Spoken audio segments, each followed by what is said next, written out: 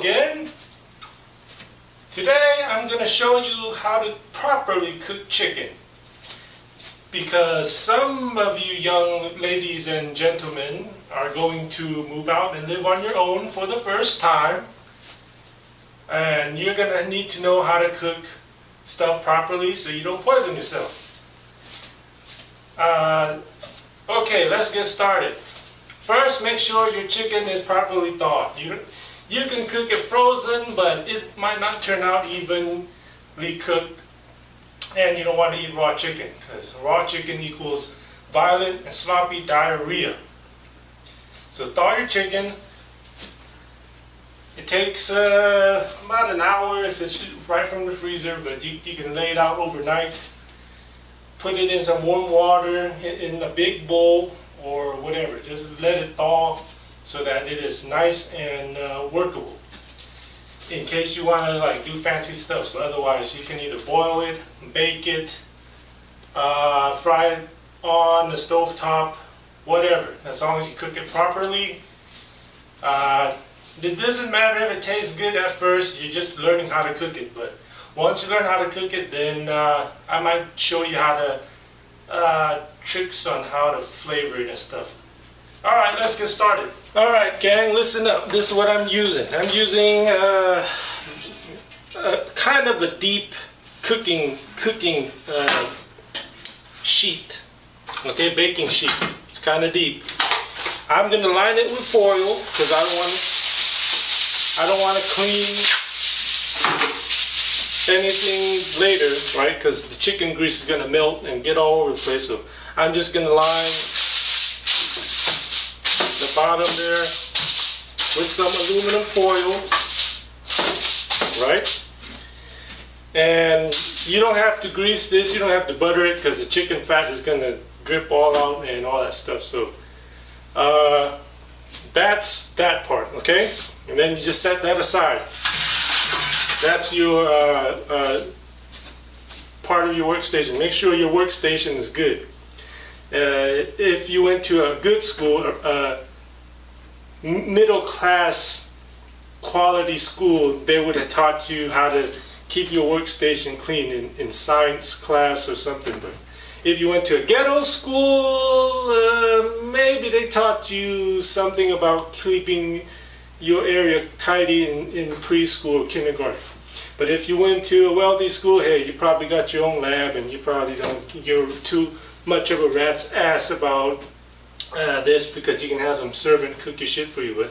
But yeah, keep your workstation clean and organized so you know what you're doing, so you don't burn the house down or something. Alright, cool. This is the thawed chicken right here, okay? It's been thawing since this morning.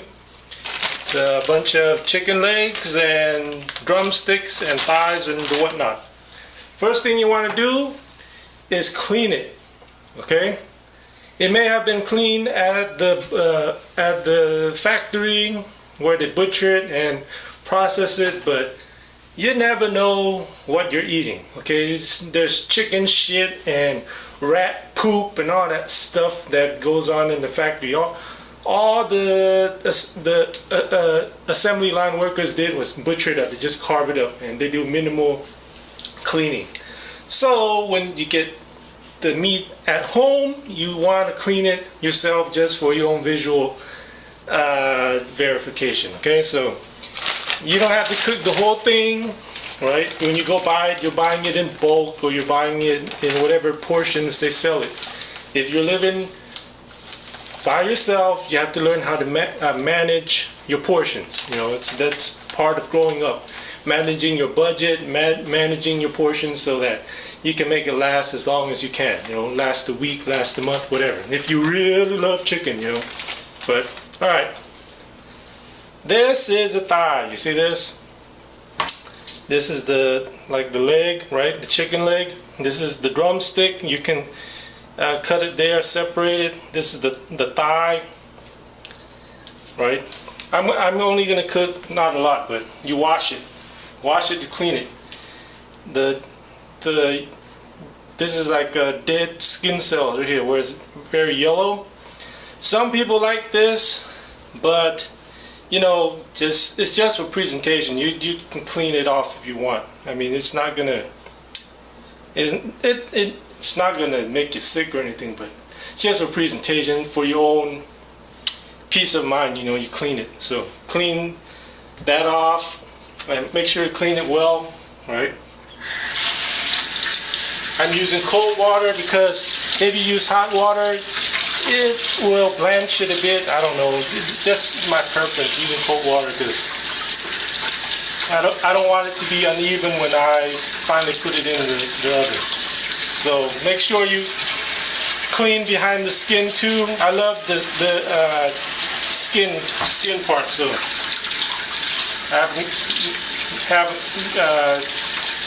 take extra effort to make sure it's clean.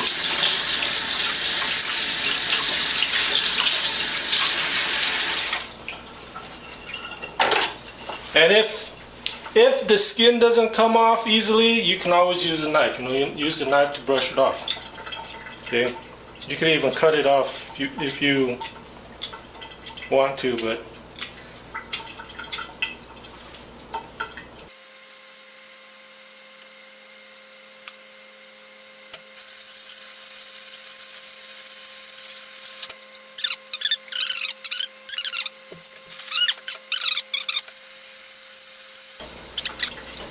And you don't want it to be too wet too, because that might hinder the cooking process. So you want to get it as dry as you can. Alright, I'm only cooking 2 thighs because I'll be dining alone tonight. Poor me, but that's how it's done, okay? Make sure you wash your hands, okay? This is raw meat. You don't want to get sick. Wash your hands afterwards, or anytime you touch raw meat. Wash it with soap and smell your hands. Make sure it doesn't smell like chicken grease or chicken shit, okay? Otherwise, you're gonna pay for that later when you rub your eyes or whatever, you know. Sloppy, violent diarrhea.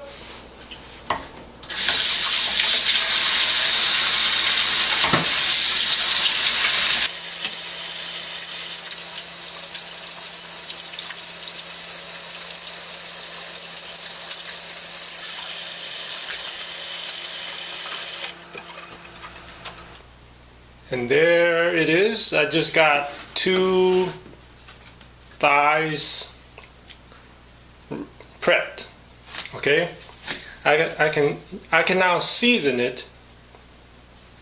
Well, no, I might as well, right? I might as well season it. All right, check this out.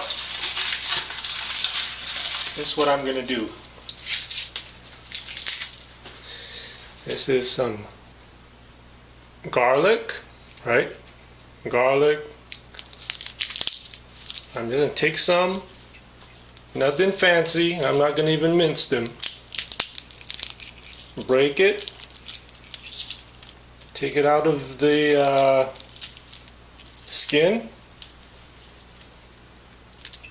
Garlic right there. Garlic, right? Toss it in there. Same thing for this. Break it apart.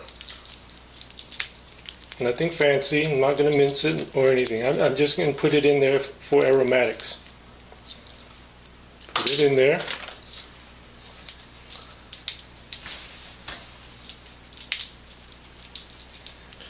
Because the idea is once it starts cooking, it will release the aroma. I mean, it's not going to flavor it per se, but I mean, that's the whole part of cooking too. You want to be able to smell what you're cooking. So another part of the bulb I just grabbed there, right? And just toss it in there, whatever. I have some, let's see. You can use garlic powder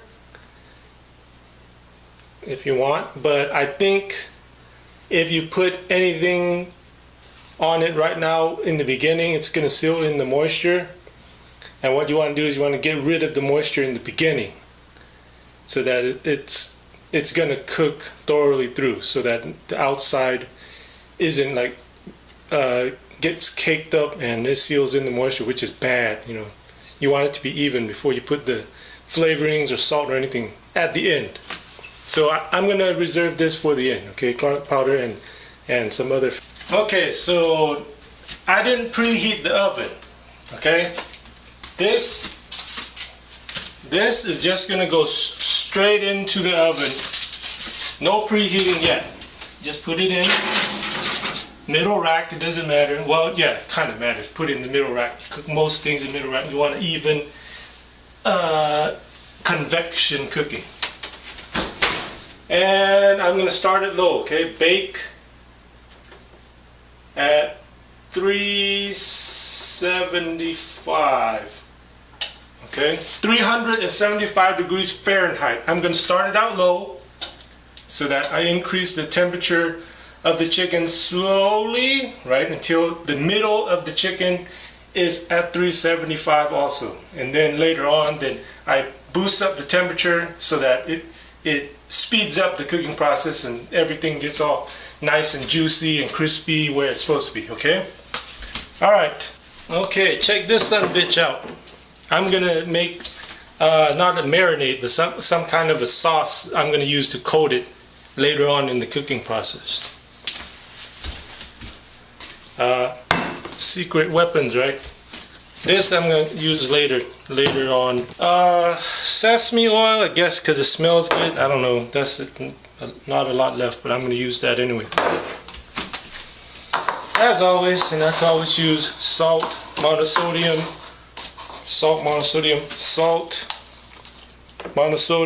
or chili powder, black pepper. Boring, yes, I know, but hey, that's how you make things taste good. You gotta experiment. Yeah, looks like maybe some lime juice. Okay. Nothing fancy. Not following any recipe or anything. I'm just making it up as I go. Okay. Let's put like what is this? 1 tablespoon of sriracha, hipster's ketchup. This for some salt. This is for garlicky spiciness. Okay. This is for saltiness. Maybe half a tablespoon, because I don't want to overpower the sriracha. This is for tanginess, sourness, right? Lime. Maybe one teaspoon. Again, I don't want to overpower the spiciness because I'm gonna burn this a little bit when it's on the chicken. So it's not necessarily a crust, but it's to flavor the skin because I like the skin. And a little bit of sesame oil for aromatics. I like the way it smells. Just maybe, yeah, just a little bit. Don't put too much. This stuff is strong, okay? And then I mix it up.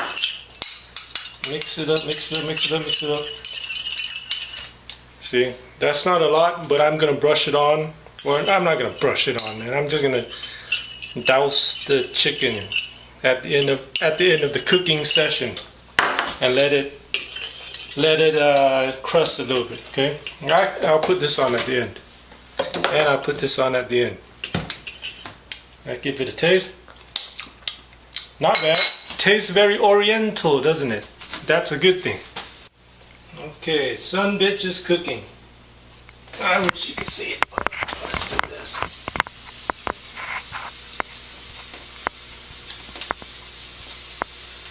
Cooking. Okay. I'm not gonna film the whole 45 to 1 hour, but you get the picture. I'm just doing this because it makes me more competent filmmaker, so that there's continuity, you know. All right, check you later in 45 minutes. Yes.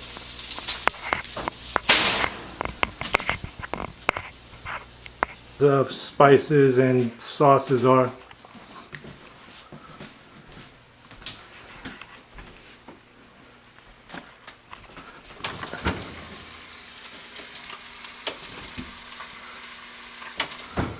Is waiting now. Let's see. Looks good.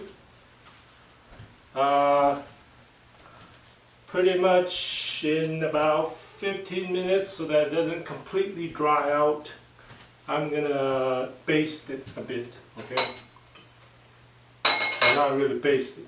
You need some kind of oil or something, but I'm gonna put some of this stuff on the chicken so that it doesn't dry out. So while I wait, I check the chicken every 15 minutes up to an hour to see if it's cooking too fast or not cooking fast enough, because it might be cooking too fast, then that means the middle is going to be raw.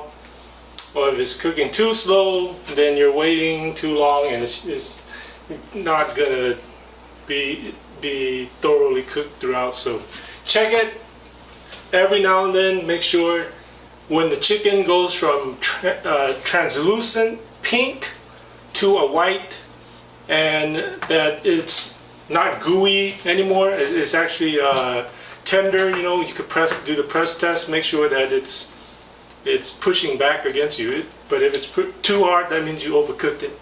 But otherwise, yeah, you want it a little juicy, but white. The chicken meat needs to turn white, okay? White, not pink, not translucent, and definitely not bloody. You don't want to eat bloody chicken. That stuff will give you violent, sloppy diarrhea. Okay, so yeah, check. Ah, smells good. Cooking chicken smells good. Raw chicken smells nasty. I hate chicken grease. The smell of raw chicken grease. But the smell of cooked chicken grease or cooked chicken soup or something like that, I mean, I like the way it smells. But I hate raw chicken grease. Raw pig grease too. And cow poop, right? Beef poop, and raw anything. Well, maybe fish.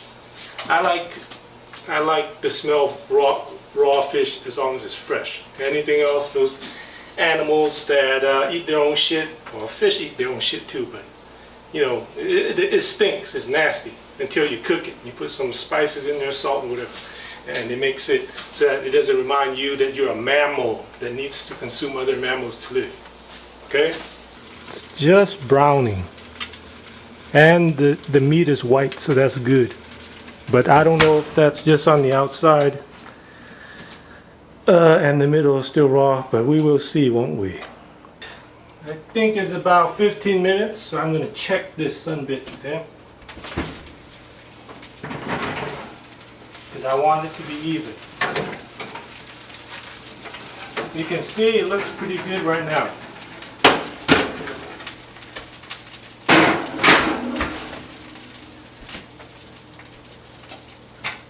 Now normally when you're cooking, it's not recommended that you take stuff out and put it back in because the temperatures will fluctuate. You want it to stay at a certain temperature until it cooks completely through. But I'm doing this with a fork. I'm going to poke it in. Yep, and the sunbit is bleeding. That's bad, okay? But otherwise you can see the sunbit is bleeding. That's not good. That's how you know. And it also went through a little too easily. Okay, it's like jello. You can feel that the raw meat is still like jello. So you poke it in, you see it's still bleeding. You could even feel the prongs on the fork, but you don't really need to. You do it by eyeball, okay? Eyeball. So it's not done yet. 15 minutes, it's not done yet. So it's gonna go back in to the oven. Meanwhile, while that sunbit is cooking, I'm prepping my other stuff. So you have to know how to multitask. See? So I chopped up some green onion and some cilantro. And I'm going to use that to garnish it at the end. So sauce is still sitting here. Workstation still looking good. And you probably noticed I cleaned it up just for this particular video, but yeah. It's all about face.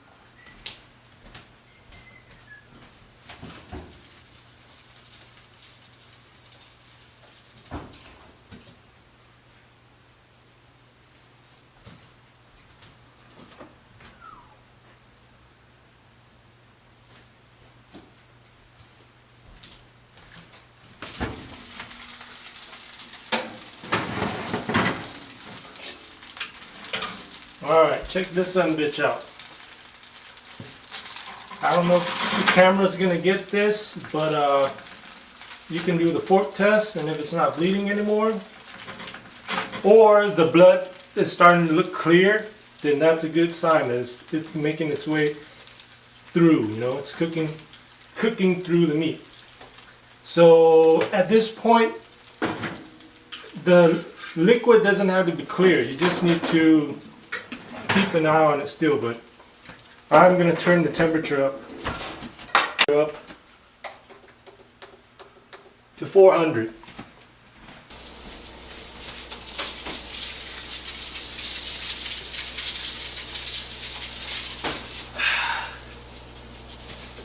It's turning golden brown, so that's a good thing. Okay, the skin hasn't shriveled up completely yet.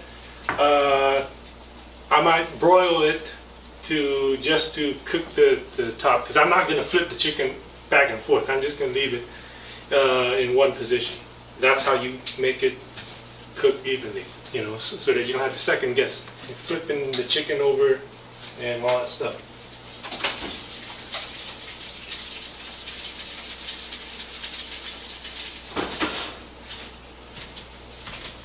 So now I've coated it, I put the sauce on it, and I've changed the setting to broil.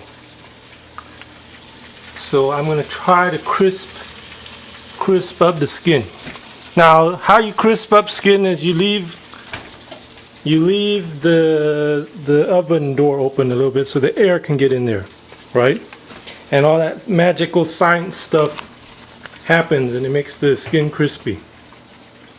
Okay, smelling good. Whoa, look at that. Ain't that a beaut? Now looks are one thing, it looks good and looks cooked, but if I poison myself tonight, that's my own fault, but we will see, won't we? Fork test, fork test, fork test, fork test. Make sure you test it in all the areas, even the thick areas, okay? So you only broil it because the broil is the top of the stove, okay? I mean the top of the oven. The heat comes down instead of going from bottom up. So I just want to burn that sauce a little bit. Okay, it's coming in at about an hour now, an hour 20, an hour 30, but it looks nice and the garlic's all burnt. Well, not all of it, but this is a good time to put on your garlic powder and your black pepper and some salt. Whoa, too much. Doesn't matter. Doesn't matter. I'll fix that.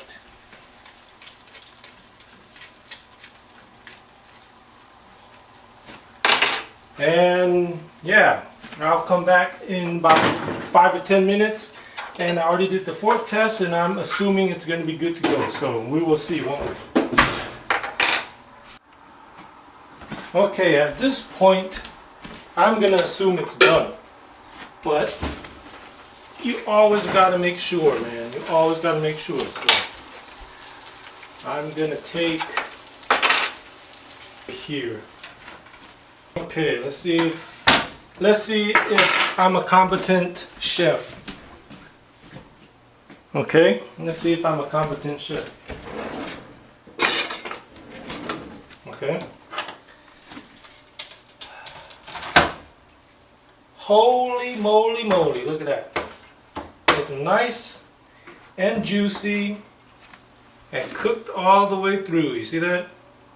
And the skin is crispy. Let's see. Look at that. Cooked completely through. You see that? Well done, well done. You see? And the skin is crispy, the meat is white all the way through, okay? So at this point, I can brag that I'm very competent at cooking chicken. Okay, right there, see that? White all the way through, cooked, done to perfection, and I'll be eating good tonight. Well, I haven't tasted it yet. Let's taste it. Let's taste my own shit. See if what I brag about, right?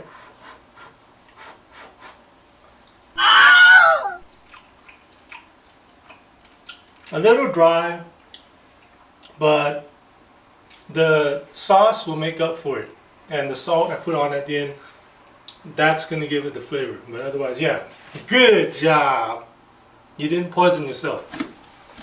All right, here's the final. You can check that out. It is cooked. Okay, no color correction, no nothing. Just chicken looks good, right?